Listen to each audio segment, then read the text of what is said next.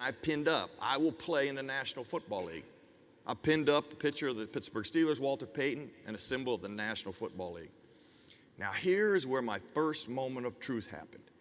And the one great thing about being able to share this message, I can always go back to that exact moment. I can almost draw upon those exact feelings I had at that moment. When I pinned that up, I started to think about all the things people had said to me, how hard it was going to be, the odds. I didn't know it at this time, but 0.02% of high school kids ever play in the NFL. Obviously, there's some validity to those people saying the odds were against me. Don't put all your eggs in one basket. Like I said, I've never understood that. In life, it's okay to have more than one basket, because if you're going to go after things, you do have to be all in. You have to be committed. And like I said, at age 12 and at age 8, I was smart enough to know the people that said it was impossible, well, they were lying. I've been watching people on television doing it. But the more I thought about those things they said, the more I will play in the National Football League was nothing more than words on a wall. Those things consumed me. And the more I focused on it, the more I started to believe in it.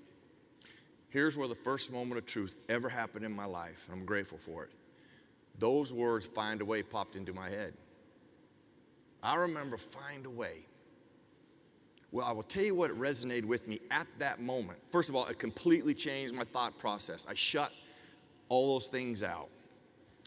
And the word I always refer to that still resonates with me today, action.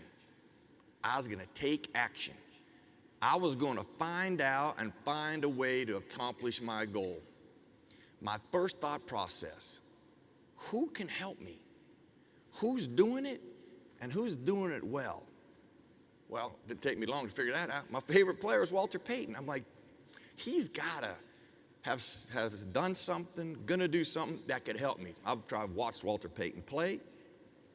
I've heard him do interviews, but there's got to be something.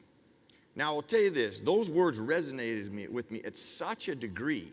I had these extra 8x10 cards. I got down and I wrote the words "find a way."